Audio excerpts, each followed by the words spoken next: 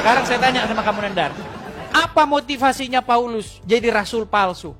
Coba, kamu jelaskan dulu. Modus dia apa? Adakah dia supaya dia jadi kaya raya? Adakah dia menumpuk hartanya? Malahan dia menjadi orang susah. Ketika dia jadi rasul, ketika dia jadi pengikut Yesus, malah beberapa kali dia dipenjara, berapa kali dia dianiaya orang. Adakah dia ngumpulin ngoleksi istri banyak? Kagak. Adakah dia ngoleksi banyak harta-harta untuk kekayaan dia? Sehingga ada sekian miliar harta rampasan perang, jarahan perang? Gampang, nggak usah ini. Kita bicara logis-logis aja lah, ya. Nggak usah ini jauh-jauh kamu kitab suci, kamu ngarang begini itu segala macam. Gini, Nanda, dengarkan. Waktu Muhammad belum jadi nabi, istri dia satu. Ketika dia jadi nabi, istrinya banyak. Tuh. Waktu Muhammad belum jadi nabi, dia nggak pernah ngambil harta jarahan perang. Ketika dia jadi nabi, harta rampasan perang 5%, 1/5 untuk dia. 1/5. Apalagi, ketika dia belum jadi nabi, nggak ada wanita-wanita yang menyerahkan diri kepadaku, nggak ada. Tapi ketika Muhammad jadi nabi, wanita-wanita yang menyerahkan dirinya kepada Muhammad jika Muhammad mau.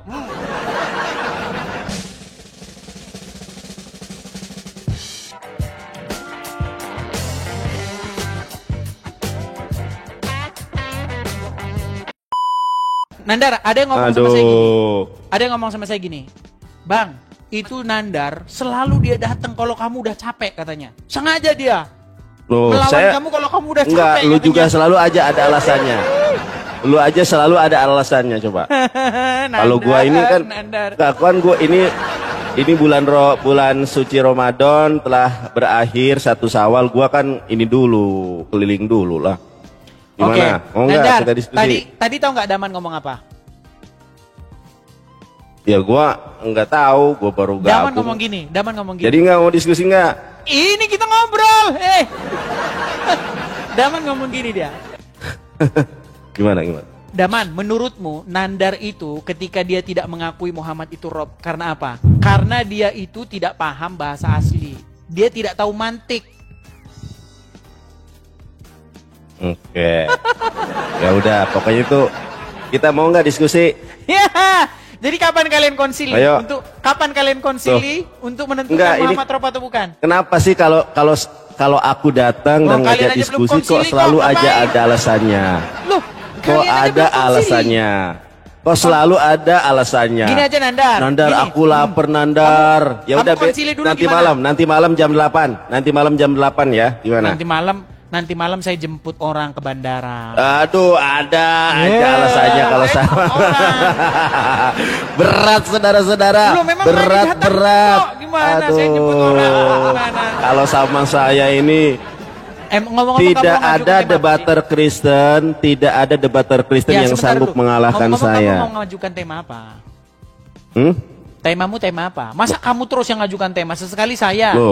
Lu kemarin masalah Rob sama si sekarang masalah kan penyaliban Yesus. Kemarin kan saya diskusi sama Nabi gini. Sebentar. Temanya adalah Nabi Muhammad atau si Paulus rasul palsu. Udah pernah kita bahas. Enggak, belum kapan Udah pernah 6 bulan yang lalu. Si debater Kristen seluruh Indonesia nggak ada yang sanggup soalnya. Lu kan di Amerika gitu kan, lu bisa ngomong apapun lah ya.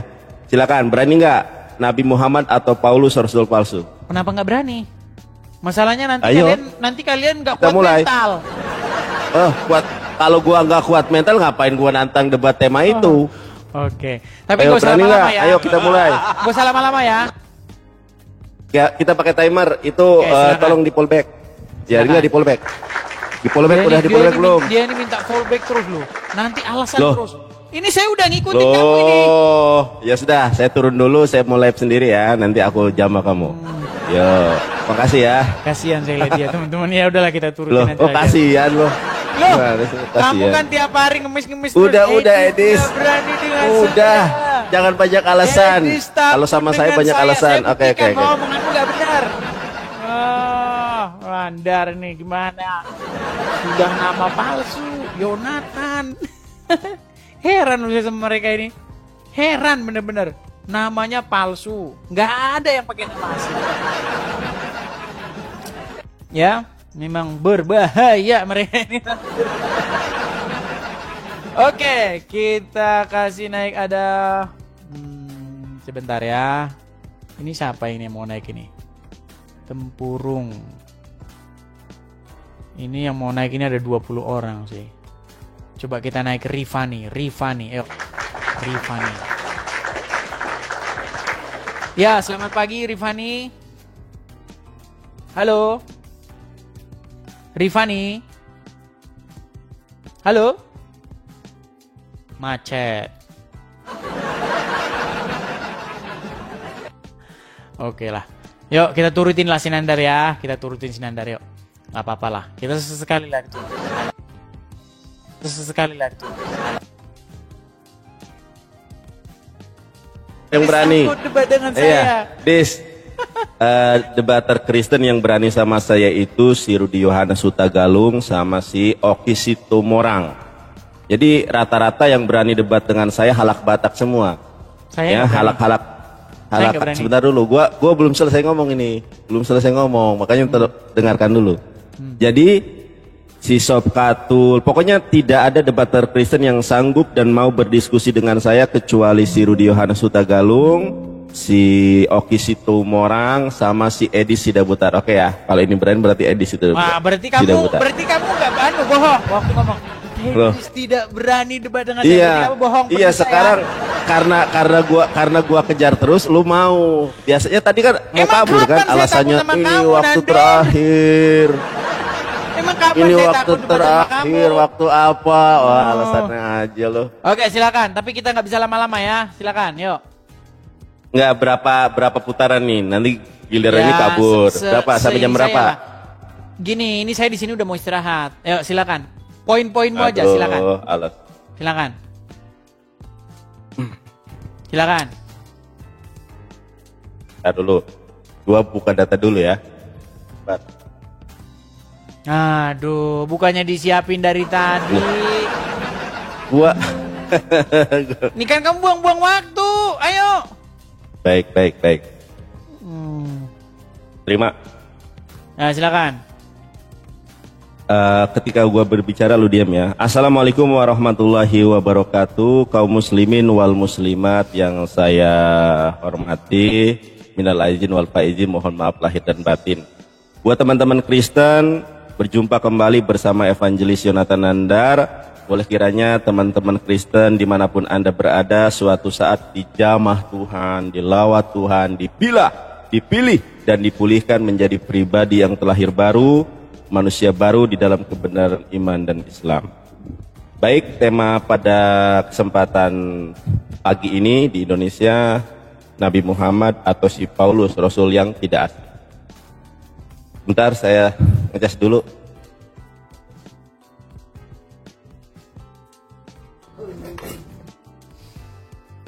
Baik, kalau kita melihat Ulangan 18 ayat 21. Jika sekiranya kamu berkata dalam hatimu, bagaimanakah kami mengetahui perkataan yang tidak difirmankan Tuhan?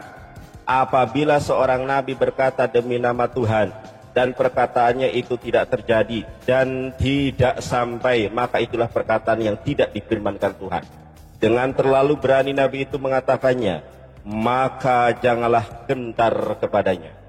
Jadi salah satu ciri Rasul yang tidak asli itu adalah perkataannya itu meleset. Nah, kalau kita lihat ternyata nubuatan Ulangan 18 ayat 21-82 itu merujuk kepada Rasul yang tidak asli, yang tidak jelas nama bapak dan ibunya. Mungkin diduga dia adalah anak hubungan gelap. Siapa? Tidak lain dan tidak bukan, disebutkan di dalam 1 Tesalonika 4 ayat ke-16-17. Tunjukkan. Jangan gelisah, belum apa-apa sudah gelisah. Sabar ya. 1 Tesalonika 4 ayat ke-16. Lihatlah teman-teman ya. inilah perkataan Nabi yang tidak asli, sehingga perkataannya meleset, ramalannya meleset. Kita lihat. Sebab pada waktu tanda diberi, yaitu pada waktu penghulu malaikat berseru dengan sangkakala Allah berbunyi, maka Tuhan sendiri akan turun dari sorga, dan mereka yang mati dalam Kristus akan lebih dahulu bangkit. 17, ini entry point-nya di sini teman-teman ya. Apa yang dikatakan Paulus, sesudah itu kita yang hidup, yang masih tinggal akan diangkat bersama-sama dengan mereka dalam awan yang menyongsong Tuhan di angkasa. Demikianlah kita akan selama-lamanya bersama dengan Tuhan. Pertanyaan saya, manusia manakah yang sejaman dengan Rasul Paulus yang hidup sampai dengan saat ini menyongsong kehadiran Tuhan Yesus yang kedua kali menurut iman Kristen? Ya, kalau perkataan Rasul Paulus ini tidak terbukti, artinya dia adalah Rasul yang tidak asli. Saudara-saudara yang terkasih, saya loncat dari atas Monas kalau ada orang yang hidup sejaman dengan Rasul Paulus yang masih hidup saat ini juga. Saya sudah berdiskusi dengan ratusan para pendeta terbungkam. Ini adalah ciri Rasul yang tidak asli. Bahkan, ya, ketidakaslian Rasul Paulus sudah dinubuatkan juga oleh Yesus di dalam Matius 7 ayat ke-15. Matius 7 ayat ke-15. Teman-teman, kita lihat di sini. Kalau kita lihat Matius 7:15, ini perikopnya dari ayat 15 sampai dengan ayat 23. Kalau ayat 24 itu perikop baru, 2 macam dasar. Salah satu ajaran Rasul yang tidak asli itu adalah mengajarkan Yesus Tuhan, bernubuat demi nama Yesus, dan mengusir setan demi nama Yesus, dan mengadakan mukjizat demi nama Yesus. Makanya Yesus mengatakan di ayat ke-18, tidak mungkin pohon yang baik menghasilkan buah yang buruk. Begitupun tidak mungkin pohon yang buruk menghasilkan buah yang baik. Dan semuanya ini tergenapi oleh Rasul yang tidak asli, yang tidak jelas nama bapa dan ibunya, yaitu Rasul Saulus. Terima kasih. Itu prolog dari saya. Jangan gelisah. Baik, saya tanggapi ya. Jadi begini Nandar ya. Pertama-tama sebagai seorang muslim, seharusnya kamu itu pakai literatur Islam loh. Masa iya kamu muslim pakai Bible gitu, gimana ceritanya? Nandar, kalau kamu baca Al-Quran, baca hadis gitu ya, atau baca kitab-kitab ulama gitu, ada nggak sih Al-Quran maupun hadis menyebut-nyebut Paulus, menyalah-nyalahkan Paulus, mengatakan Paulus rasul palsu? Ini kok orang Islam sekarang ini udah nggak percaya sama Muhammad sama Allah lagi loh. Kemudian yang kedua Nandar, di dalam kitab Ulangan pasal yang ke-18 itu kan berbicara mengenai seseorang yang berbicara demi namaku. Artinya dia bawa-bawa namaku. Nah, kata Tuhan di situ huruf besar semua itu. Ya. YHWH. Jadi nabi itu ciri-cirinya dia berbicara atas nama YHWH. Makanya ketika Musa berfirman, Tuhan, beginilah firman Tuhan. Kata Tuhan di situ huruf besar semua. Beginilah firman dari Yahweh. Nabi-nabi juga berbicara begitu. Cuman Muhammad yang berbicara bukan atas nama Yahweh. Nandar, satu-satunya nabi ya yang kalian paksa jadi nabi ya, yang berbicara bukan atas nama Yahweh itu cuman Muhammad. Dia berbicara atas nama Tuhan Pak orang Quraisy, Tuhan negeri Mekah. Apa hubungannya? Aduh, gimana sih Nandar ini? Gini aja Nandar, ini obrolan kita ini makin gak nyambung. Soalnya saya cuma mendengarkan ngelanturnya kamu kemana-mana. Jadi gak ada yang menarik gitu loh. Gak ada yang menarik. Jadi gini Nandar, intinya yang mau saya bilang sama kamu begini Nandar. Paulus, ya, ketika dia dipilih oleh Yesus, dia itu berubah menjadi baik. Ya kan? Paulus tidak pernah menikahi anak di bawah umur. Sedangkan Muhammad, malu saya menceritakannya. Paulus, apakah pernah dia mengangkat-ngangkat pedang, membawa pasukannya untuk menjara dan merampok? Mukamu di mana? Tidak pernah. Ya kan? Betul nggak? Pernahkah Paulus mengoleksi banyak istri ketika dia udah bertobat? Muhammad? Nandar. Sudahlah Nandar.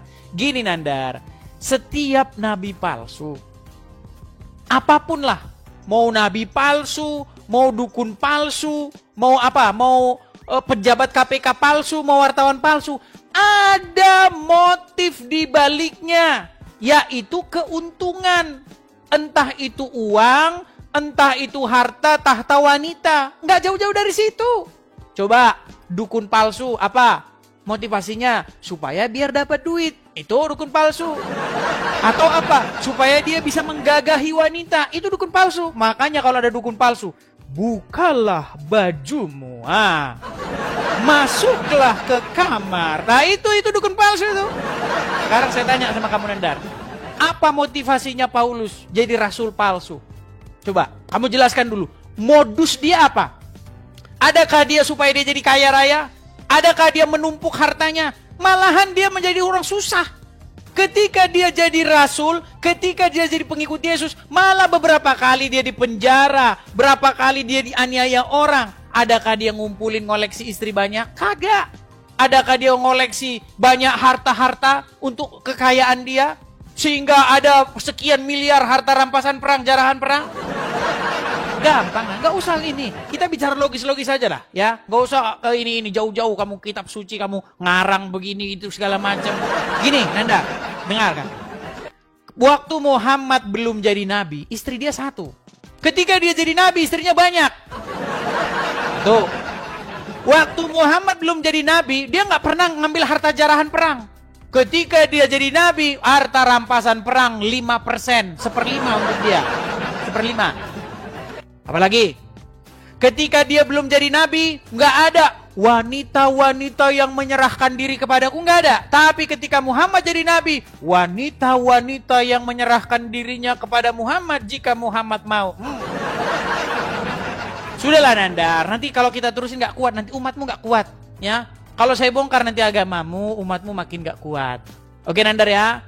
Jadi cobalah kamu sampaikan poin-poinnya. Pertanyaan saya, apa modus Paulus menjadi rasul palsu? Keuntungan apa yang dia dapat? Silakan, jelaskan. Yuk.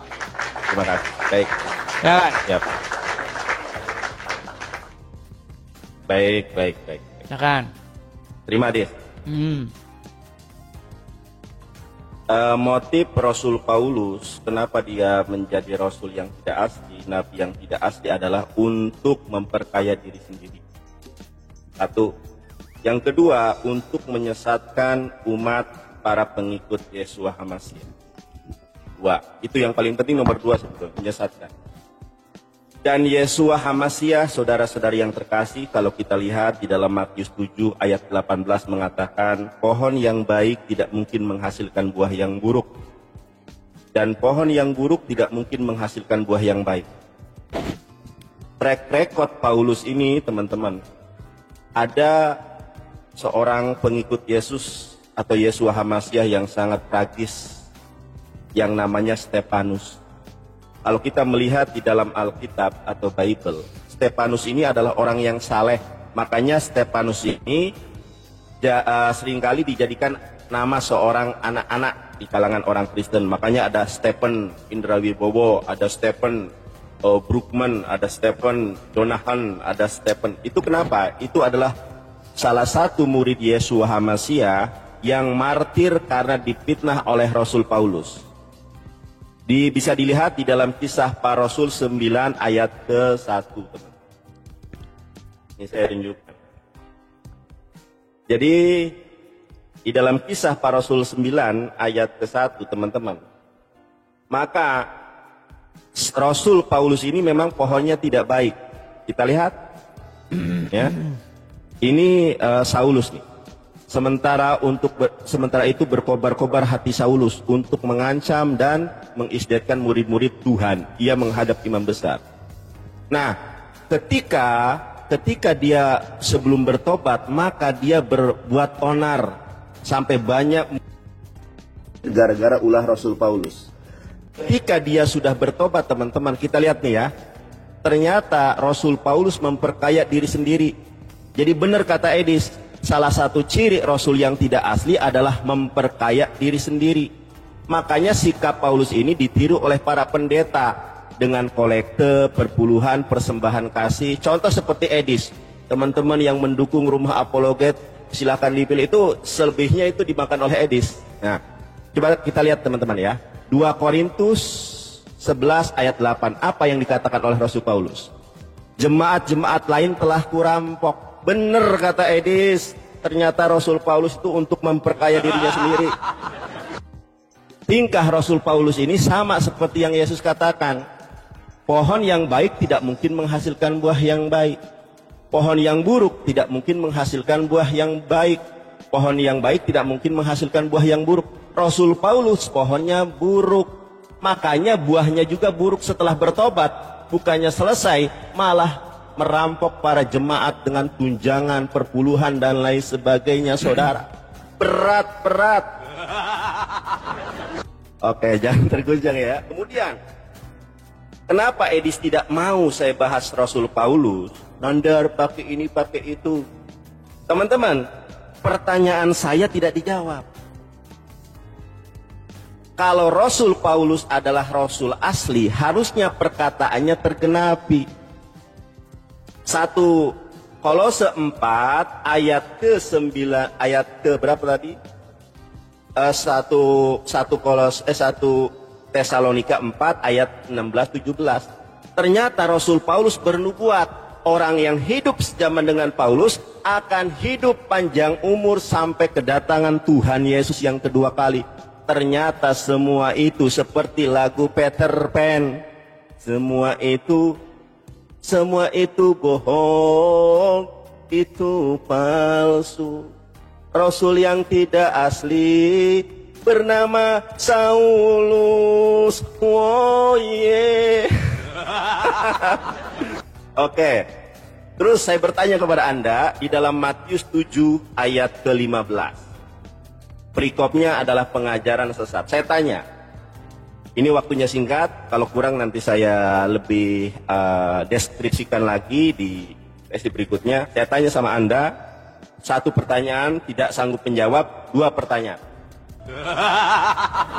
Matius 7 ayat ke-15. Pertanyaannya adalah, siapa Rasul yang tidak asli, Nabi yang tidak asli, yang menyamar jadi domba dan mendatangi murid-murid Yesus? Garuk-garuk kepala, saudara. Berat. Garuk-garuk kepala karena kamu nggak jawab pertanyaan saya, Nandar.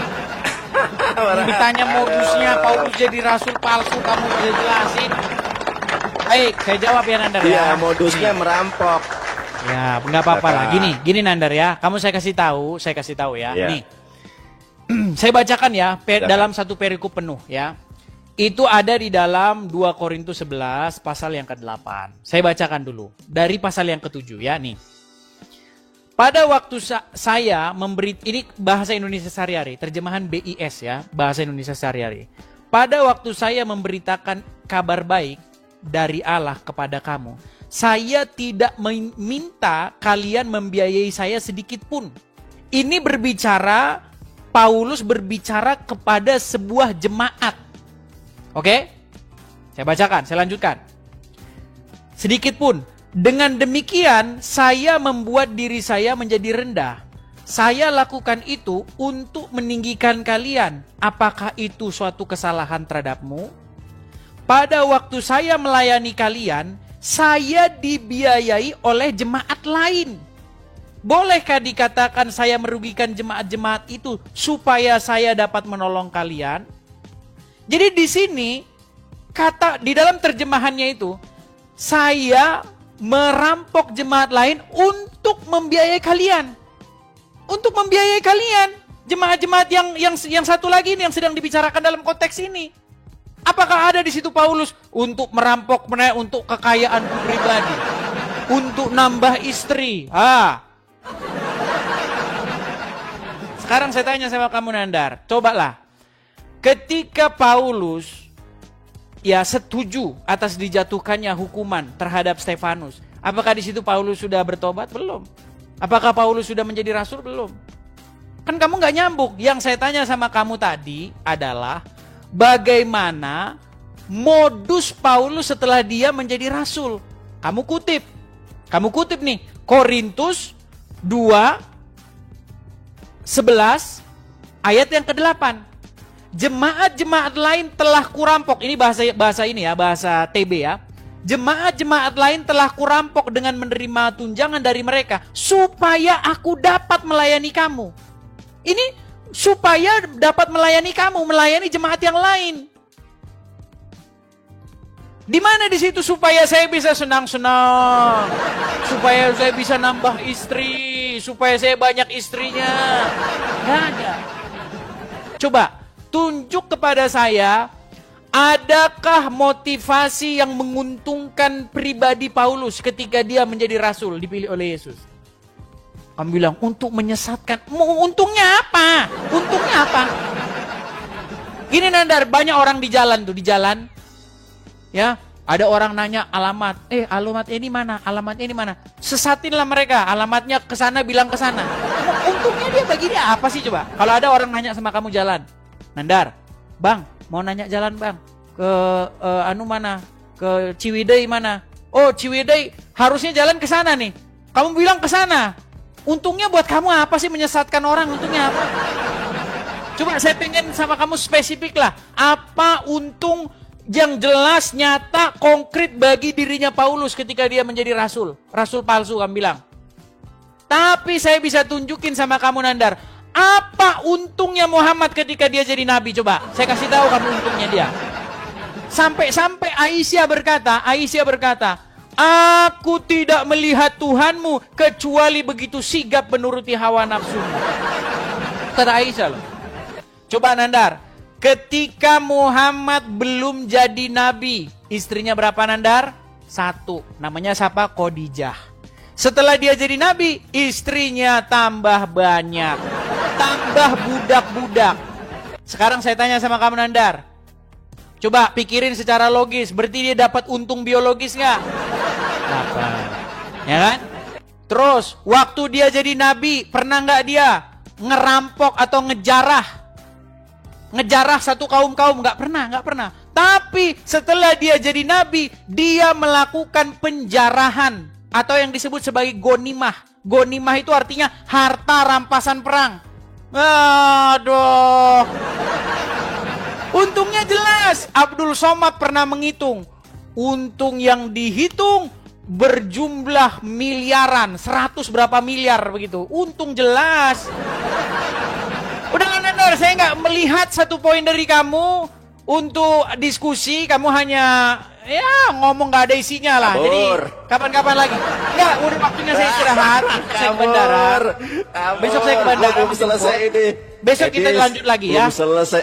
Sebentar, besok belum kita selesai lanjut loh, lagi. Edis. Aduh, Gini, Edis. besok kita lanjut lagi. Saya minta sama Belum kamu. selesai gua. Saya minta sama Belum kamu selesai. satu bukti konkret untungnya kabur, Paulus Edis. ketika dia jadi nabi, oke? Aku menyesal nih, Ya. diskusi sama Edis ternyata kabur.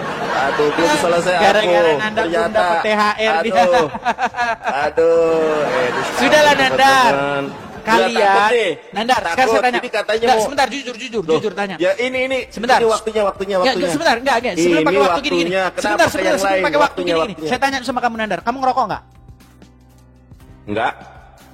Kalau saya tunjukin foto kamu ngerokok gimana? Ya saya nggak ngerokok, udah nggak ngerokok saya. Kemarin kamu ngerokok nggak? Ya dulu. Berapa? Enggak, belum lama ini saya lihat kamu ngerokok, bener nggak? Iya, ini. Oke, sekarang saya tanya, sudah ngerokok, ada nggak uang dari koin-koin atau donasi atau sumbangan dari muslim untuk beli rokokmu? Ada nggak? Nggak ada. Ya. Oke, baik. Kita mulai waktunya. Kita mulai waktunya. Poinnya buat beli rokok, saudara-saudara. Kita mulai waktunya. Kita mulai waktunya. Kita kabur dia. Oke ya. Awas. Terima Sudah kasih. selesai ya. Ayo. Selesai. Aku belum selesai kok. Poinmu tuh beli rokok sama kamu. Berat, saudara-saudara. Berat. Giliran aku ngomong. Oke ya. Kabur. Oke, Nandar. Sampai langsung Rasul ketemu Paulus lagi. adalah